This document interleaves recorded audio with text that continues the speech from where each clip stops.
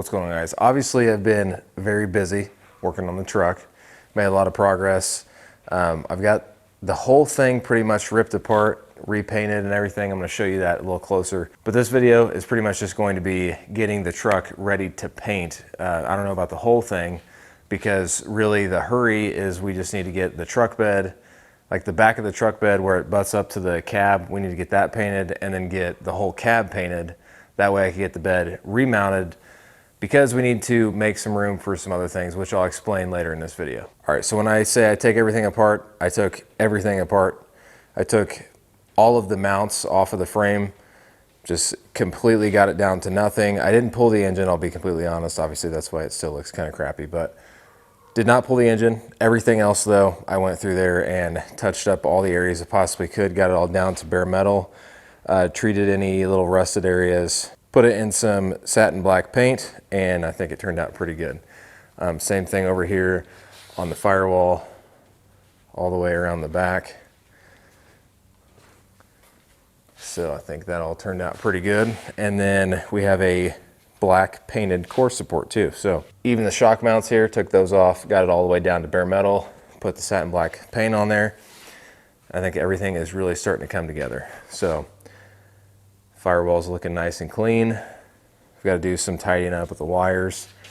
And then now we'll move on to the actual cab itself. All right, so I sprayed it with a high build primer, obviously. Now I'm just kind of going through and block sanding it. And this door has really been an issue for me. I'm still trying to work on it, working my way all the way to the bottom, but we are getting it all straightened out. Top of the cab's looking smooth. So it's just a matter of getting everything all down to 320 grit. Probably go over it with a 600 on a soft interface pad with a DA sander, and then this thing will be ready to paint. But I've had some people asking about some work, so I decided to get some coverage out here just for the customers' cars and everything. And yeah, so now we are actually running a little shop out of here as well. So obviously if you're in the local area and you need some work done, please reach out to me. I would love to help you guys out, and I'd love to bring some more projects in here. We have a ton of block sanding to do on the truck. I know that's boring, so we're just gonna kind of time lapse it. I am gonna throw in a couple really good tips and tricks on how to get everything just crazy straight. So, and it's actually a really fast way to do it too. So this might seem like a crazy goal, but I would love to get this thing in some paint maybe in like the next few days of work out here. So, all right, I'm gonna set up a time lapse and we'll get started.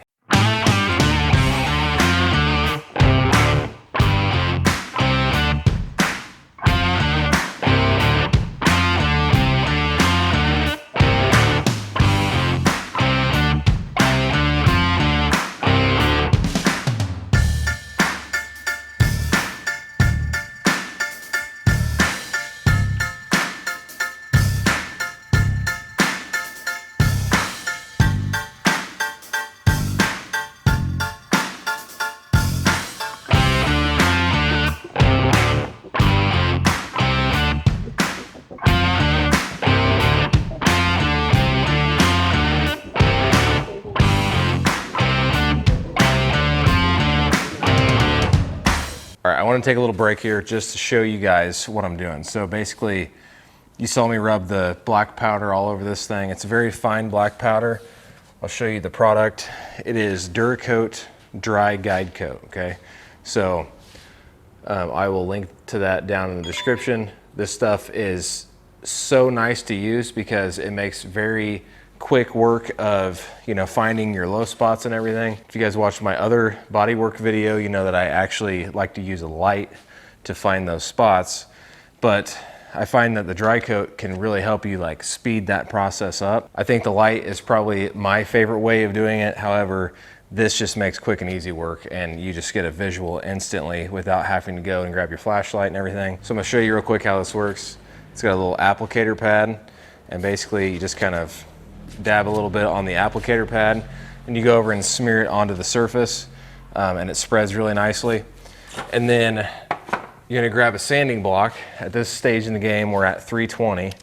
So, and then you're gonna sand all this dry powder off, and you can just see it just comes right off. But then as you're sanding it, you can see that in some areas, like right here, and again, this is not sanded very much, but you can see down here there's some little pitting and stuff and some discoloration where the dry powder is still deep in there. So the high build paint is like kind of porous. So, you know, you can see real quickly if this is gonna end up clearing out of there, and it will.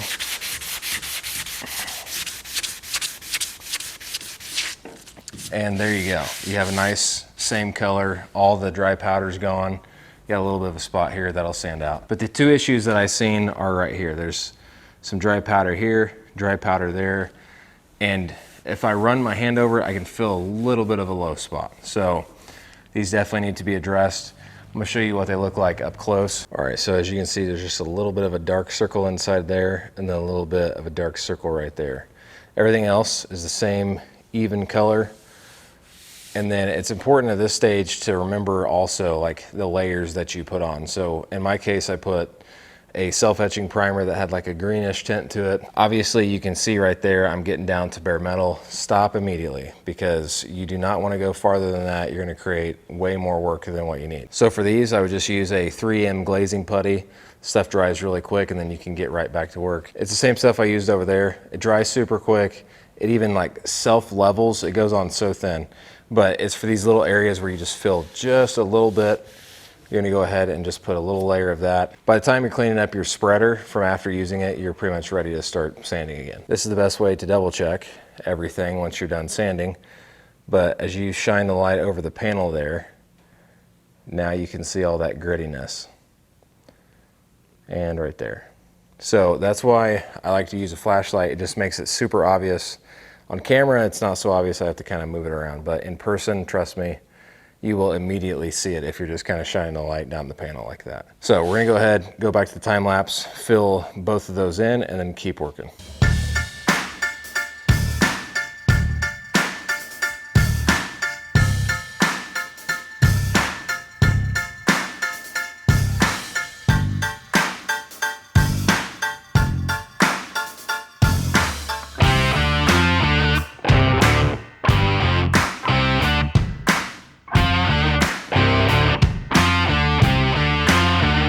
I'm gonna show you a little spray out that I did for the final color of this thing. Super excited for that, but let's take you around and show you guys the truck. All right guys, so I went ahead and got the core support mounted back onto the truck, just kind of temporarily. I'm still unsure whether I want to have the hood and the fenders on when I spray the cab, but that's something we're gonna figure out later. I'm kind of leaning towards leaving the core support as is. It kind of makes it easier to drape plastic over the front end here, and then we'll go through and paint the top of the truck. So besides the intricate parts around the little window frame here and inside the door handle, I think that panel is pretty much going to be done. Got everything smoothed out on the back. It's all looking really good.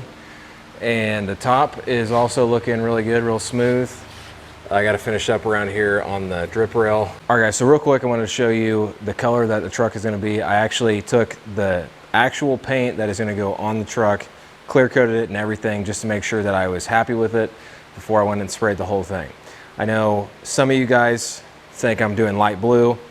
That changed because originally the truck was white. So I didn't go with the original color. I went with a different white. I went ahead and sprayed the back of the bed. And before I show you this, I didn't do any body work at all to the back of the bed. Just sanded it with 320 and shot it because, again, nobody will ever see it. But I just wanted to show you kind of what it looked like. All right, so this is called Winter White. Just kind of showing you the reflection here. Everything's actually nice and smooth. All the way down through here, you can see some little marks. See those little ripples? Those are simply just the welds that they use to, you know, connect this back plate to the rest of the bed. So it goes all the way down across this top rail. That's how they welded that in. So again, on the actual outside body of the truck, I would go through and I'd smooth everything out. But again, this is just the back of it. Nobody's ever gonna see it. I didn't worry about it. But again, everything looks real good. Again, you've got some ripple marks down through here. Those are just the welds. And then you can see some like rippling looking marks through here. That was where the dent, yeah, so there's some dents there. I don't know, they're not very bad, but I think it turned out pretty good. So I wanted to get this all sprayed out. I haven't wet sand or buffed it or anything. A little bug even got in there, so I might actually get that out. Also with the clear coat here, I wanted to see how much it was gonna take to make it run. So I intentionally ran it across the bottom here, just to see when I go spray the truck. Gives me a better understanding of how the clear is gonna act. And with a medium hardener, usually I use a slow hardener. With a medium hardener, I kind of just wanted to see how much it took to actually make it run. Same thing with a base coat, and honestly it laid on really good. So winter white is what the truck will be painted with eventually, and it's not too far. I mean, I'm going to do this. I am kind of leaning towards spraying the cab first, getting the bed of the truck all prepped and everything on the truck, and then obviously protecting the stuff, the fresh paint that I just put on there. Because again, I still have to do body work on the bed. All right guys, so other than that, I just wanted to keep you guys updated that I am in fact taking on some customers. So if you see some other cars in the background, that's what's going on. Honestly, the ideal situation would be that I get to keep this truck. And I know I keep going back and forth on this, but my ideal situation would be to keep the truck, maybe sell my Mustang. I just can't bring myself to the point where I can finish this and then get rid of it. It's gonna be hard. I will if I have to. All right guys, other than that, thank you so much for supporting the channel. Thank you for watching the video. All the products that I've used in this video will be linked to down in the description. You can go check those out, and I'll catch you guys in the next video.